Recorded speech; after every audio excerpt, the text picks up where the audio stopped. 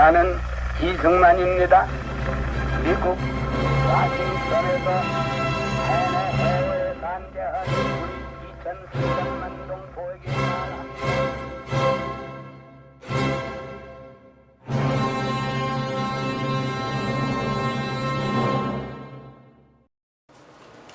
여러분 안녕하십니까? 대한언론인회 KJTV가 특별 기획한 이승만 바로 알기 국부 이승만. 그동안 도동골의 천재였던 이승만과 배제학당 시절 그리고 최초의 언론인 생적 한성 감옥을 통해서 우리가 수호지에서나 볼 수 있었던 큰 칼을 찬 모습, 그리고 그렇게 역적이 된 사연까지 우리가 봤습니다. 오늘 제 9번째 시간으로 이승만의 석방과 비밀 특사 활동에 대해서 알아보겠습니다. 이승만이 감옥에서 고생하는 동안 선교사들은 이승만의 석방을 위해서 많은 노력을 했습니다. 1900년 겨울 고종은 언더우드 선교사에게 적당한 시기에 이승만을 석방하겠다고 약속했습니다. 하지만 이 약속은 지켜지지 않았습니다. 고종의 이런 약속은 여러 차례 반복됐지만 매번 지키지 않았습니다. 이승만의 배적당 스승인 아펜젤러도 이승만의 구명 활동을 끈질기게 했습니다. 선교사들은 연명으로 청원서를 제출하기도 했습니다. 아펜젤러는 감옥에는 이승만의 석방을 위해서 백방으로 노력하는 한편 곤란을 겪고 있는 그의 가족들을 보살피는 일에도 게을리하지 않았습니다. 아펜젤러의 이런 노력은 이승만의 추록을 보지 못하고 멈춰야 했습니다. 그는 성경 번역 사역을 위해서 배를 타고 가던 중 선박 충돌 사고로 군산 앞바다에서 익사했기 때문입니다. 아펜젤러가 세상을 떠난 뒤에도 선교사들의 구명 활동은 계속됐습니다. 그들의 노력과 한규설의 후원으로 1904년 8월 7일 투옥된 지 5년 7개월 만에 이승만은 석방됐습니다. 네, 선교사 아펜젤라의 죽음에 얽힌 이야기 하나를 소개할게요. 아펜젤라가 누굽니까? 이승만이 배제학당에 처음 들어가서 새로운 세계, 자유의 유토피아, 아메리카를 가르쳐준, 자유의 문을 열어준 그야말로 새로운 인생길을 열어준 멘토라고 할까요? 이승만에게는 잊을 수도 없고 너무나 훌륭한 새로운 자기의 롤 모델을 만난 듯한 그런 구원자 같은 사람이었습니다. 가족도 돌봐주고 모든 원하는 대로 신문, 잡지, 책을 모두 다 구해주고, 그런 아펜젤라가 어느 날 갑자기 세상을 떠납니다. 말씀드린 대로 선박 침몰 사고였죠. 이 아펜젤라의 죽음이 가져다준 충격이 얼마나 컸던지 이승만은 그날부터 하루 반을 내리 밥도 안 먹고 식음을 전폐하고 통곡을 했어요. 그러니까 가장 존경하고 믿었던 아펜젤라의 죽음에 대해서 그냥 슬퍼서 운 거라고 하겠지만은 일종의 호상이죠. 그러니까 곡을 한 거죠. 이 하루 반을 내리 울면서 밥도 안 먹고 물도 안 마셨다라는 증언은 누가 했느냐 하면은 같이 감방 생활하던 신흥우, 친구 동생 신흥우가 나중에 그 1934년인가 조선일보의 그 특집 좌담회가 실렸는데 거기 보면 아주 리얼하게 나옵니다.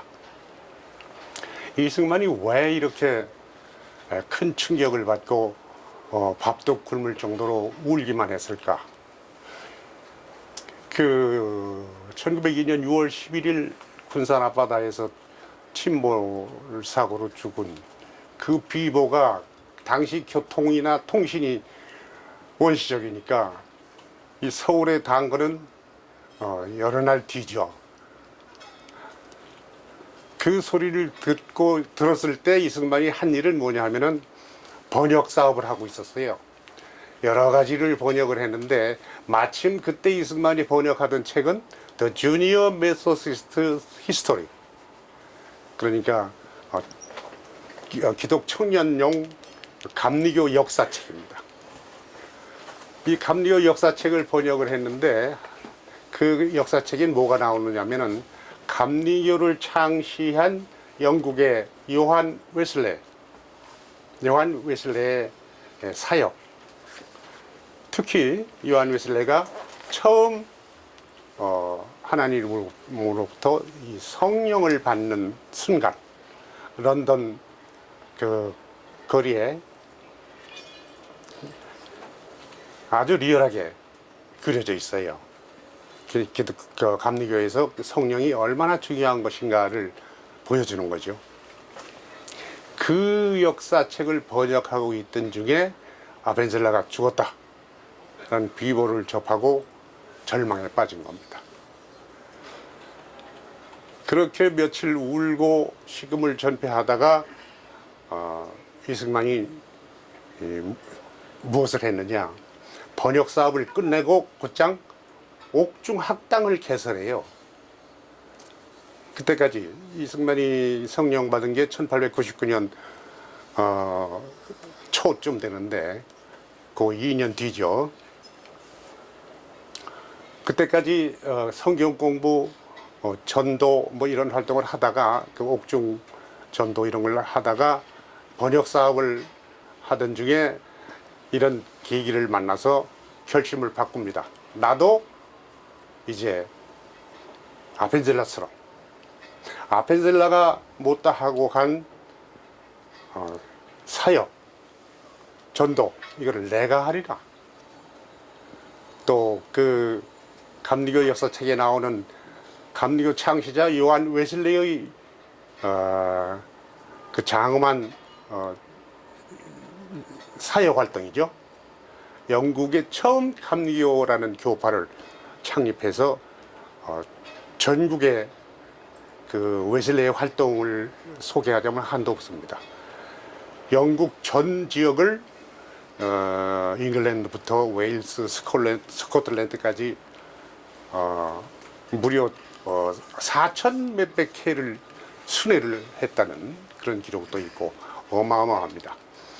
이 선구자를 따라서 웨슬레, 아펜젤라, 이 길을 나도 가리라, 이런 결심을 하고 그때 본격적으로 옥중에 학당을 개설하고 본격적으로 이 신앙 교육, 전도 사업을 하죠.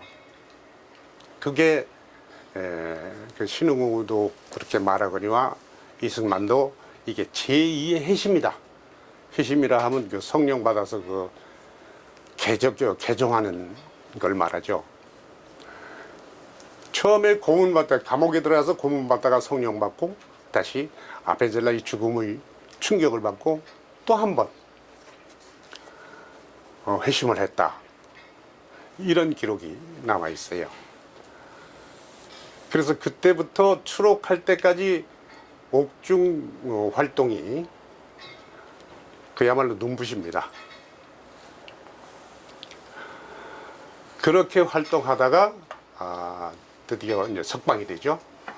한유설이 가장 많이 애를 썼다 그러는데 그 고종의 그 민비 다음 왕비로 삼은 엄비 있잖아요.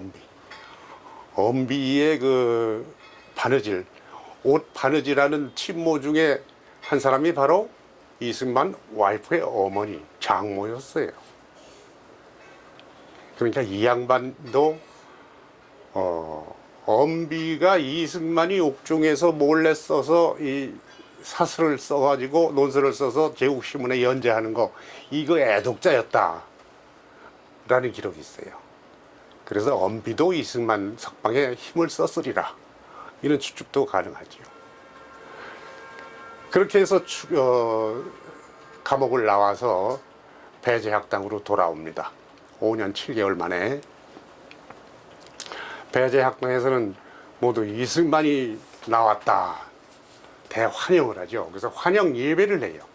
환영 예배를 열 때에 이승만이 거기서 간증을 합니다. 간증. 신도들이 자기 신앙을 고백하는 거.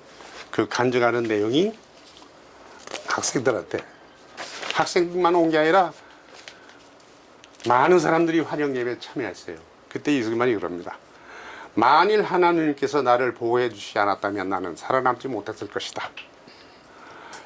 제시들이 사형으로 죽어나가고 전염병으로 죽어나갈 때 내가 무릎을 꿇고 하나님께 기도하면 하나님께서 오셔서 내 머리에 두 손을 대고 기도해 주시는 것 같았다. 그것이 바로 하나님께서 나를 살리신 것이다.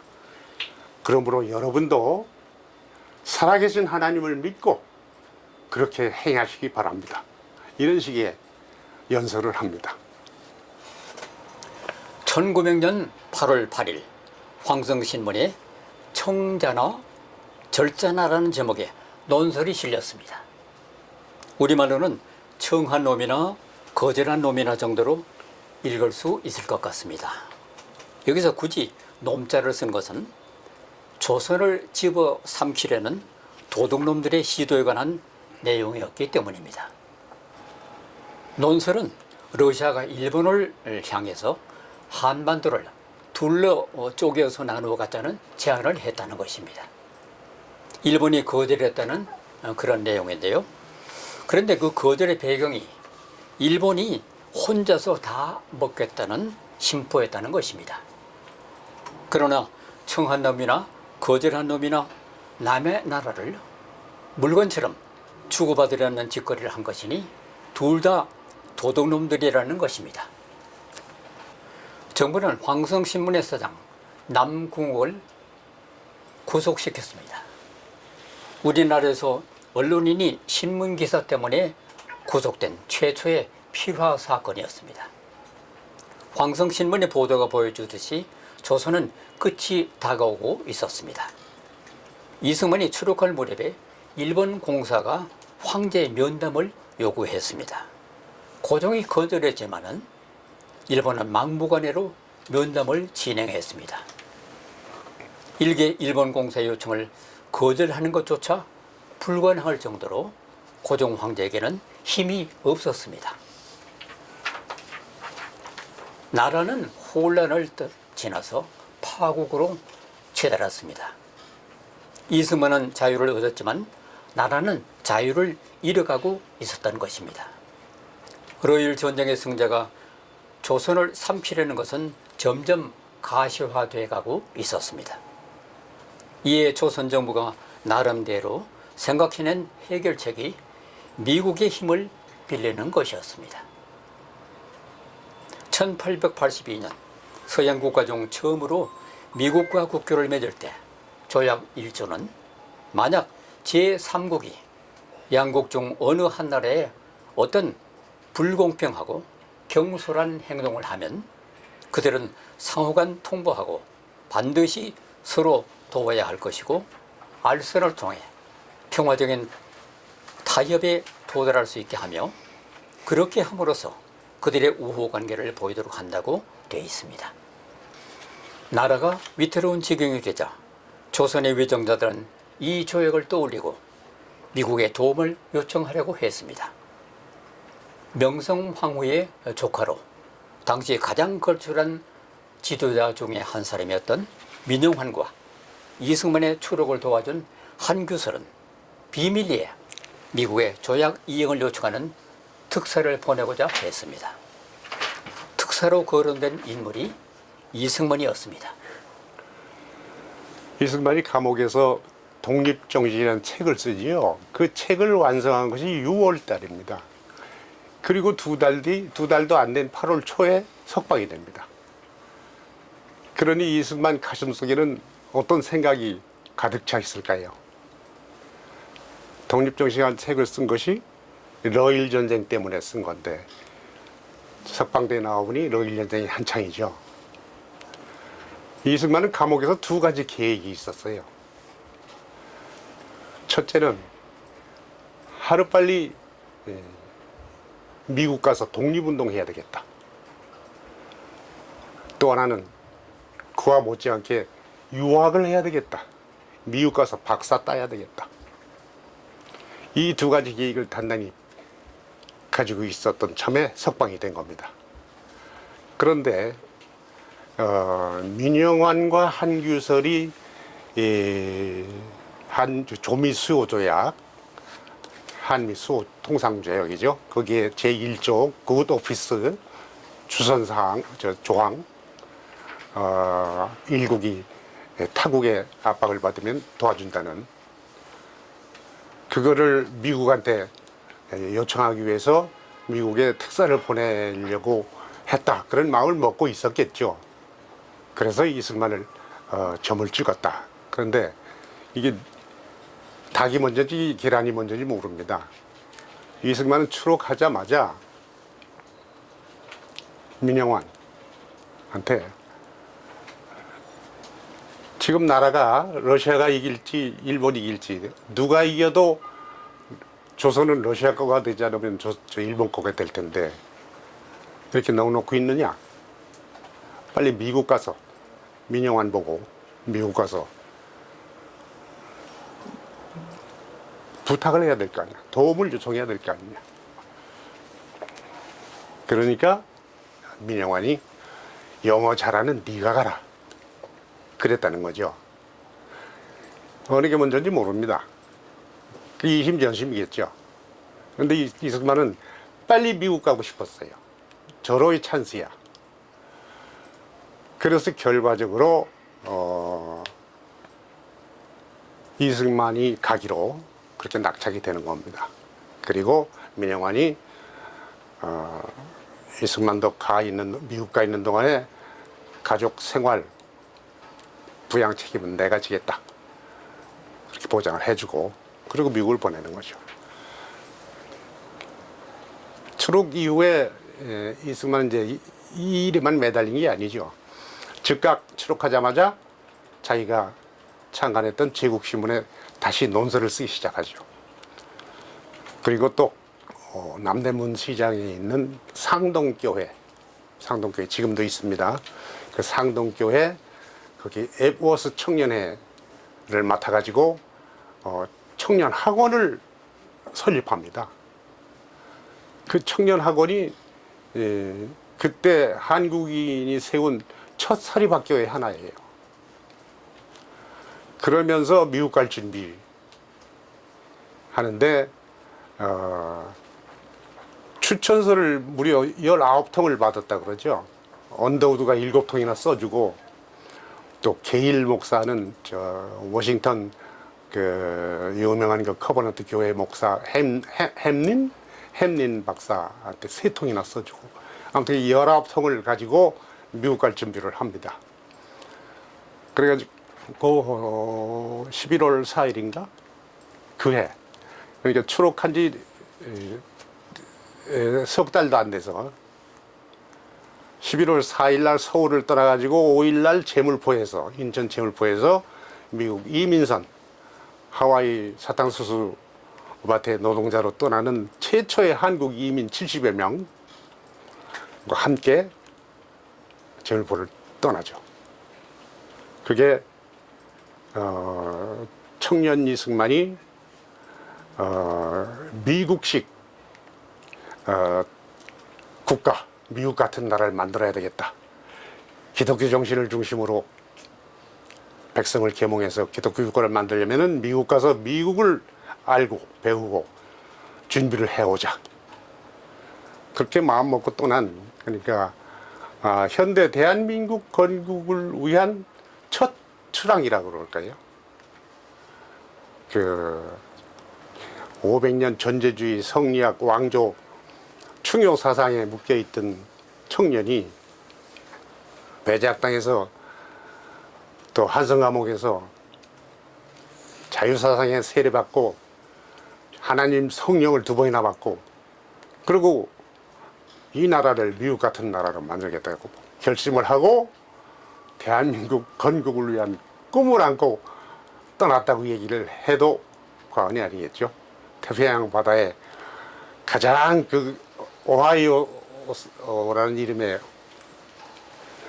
객선인데 그 밑에 3등 칸에 저 이승만이 해고하기로는 그 일본 놈한테 붙잡힐까봐 그랬다 그러는데 그건 좀 과장이 아닐까 모르겠습니다. 그 이민들하고 이민 가는 그 우리 한국인들하고 거기 섞여서 태평양을 건너갑니다. 네, 사람의 운명이란 알 수 없는 것입니다. 역적했던 이승만이 갑자기 구군이 걸린 중대사를 떠맡게 된 것입니다. 이런 일이 가능했던 것은 이승만의 탁월한 영어 실력 때문이었습니다. 1904년 11월 5일 이승만은 조선의 호위적이라고 알려진 딘스모어 의원에게 보내는 정부의 밀서를 가지고 미국으로 떠났습니다. 이때 여행 비용을 제공하는 사람이 한성 감옥의 형무소 부서장이었던 이중진이었습니다. 이승만이 감옥에서 끼친 감화가 어느 정도였는가를 또 한 번 보여주는 사례입니다. 이승만이 워싱턴의 한국공사관에 도착했을 때 그곳의 서기관 김윤정과 대리공사 신태무는 심각한 갈등을 빚고 있었습니다. 이승만이 김윤정에게 자신의 비밀 업무를 털어놓았을 때 김윤정은 일이 성사되도록 도와주겠다고 약속했습니다. 다만 신태무에게 알리면 방해할지 모르니 그에게는 비밀로 해달라고 요청했습니다. 또 자신이 대사관의 공사로 승진하면 이승만의 특사 활동을 전폭적으로 지원하겠다고 약속했습니다. 이승만이 1882년 한미 수호 조약의 실행을 미국 국무부에 공식적으로 요청할 의사가 있는지를 질문하자 당연히 그렇게 하겠다고 대답했습니다. 이에 이승만은 민영환에게 김윤정을 추천해 그가 워싱턴 주재 조선공사가 되도록 도와주었습니다. 이승만은 특사 역할을 충실하게 감당했습니다. 민영환과 한규설의 친서를 딘스모어 하원 의원에게 전달했고 헤이 국무장관과의 면담을 주선받았습니다. 이승만은 크게 고무됐지만은 헤이 장관이 같은 해 갑자기 사망함으로써 소기의 성과를 거둘 수 없었습니다. 네, 방금 말씀하신 그 이승만이 딘스모어라는 하원 의원을 만나서 딘스모어를 통해서 국무장관 회의까지 만나면서 한국을 일본으로부터 또 러시아로부터 지켜달라는 얘기를 하는 그 상황을 좀 부연 설명드리면요. 우선 딘스모어라는 사람이 왜 이렇게 이승만을 적극 도와줬느냐는 배경을 좀 이해하셔야 되는데 지금 이승만을 만나기 한 15년 전쯤에 딘스모어가 주한 미국 공사로 3년 동안 일을 합니다. 1887년부터 1890년까지 우리나라에 와서 이제 주한 미국 공사 노릇을 하는데 그때 한규설과 민영환과 굉장히 가까이 지냈습니다. 한규설과 민영환 두 분이 지금 이승만을 후원하는 굉장히 중요한 고위 간직에 있는 분들인데 그 당시 우리나라 정치가 워낙 굴곡이 심하니까 이분들이 어떨 때는 권좌에 있다가 어떨 때는 야인으로 밀려나고 하는 게 반복이 되고 있는 상황인데 딘스모어가 있을 때 이분들이 좀 높은 자리에 있으면서 딘스모어랑 교분이 많았습니다. 근데 이제 이승만이 딘스모어에게 그러니까 한규설과 민영환이 소개를 해서 그 사람들이 쓴 편지를 가지고 이승만이 딘스모어를 찾아가니까 딘스모어는 너무 반가운 거예요. 자기가 한국에서 일할 때 가까이 지내던 사람들이 밀서를 보내가지고 도와달라고 하니까 만사를 제치고 도와주는 거죠. 딘스모어는 그 주한 미국 공사를 3년을 하고 나서 미국에 와서 아켄사라는 데 하원 의원을 3번 연속으로 합니다. 12년 동안. 이제 그런 이제 하원 의원으로 중고참이 된 하원 의원이니까 영향력이 있으니까 이제 국무장관 면담을 주선을 해요. 그래서 해이랑 만나는 게 1905년 2월인데 이제 해이랑 만나서 이승만이 그런 얘기를 하고 또 딘스모가 거들고 하니까 해이가 굉장히 우호적으로 반응을 하죠. 근데 그로부터 5개월 후에 7월 달에 1905년 7월 달에 해이가 심장마비로 죽습니다.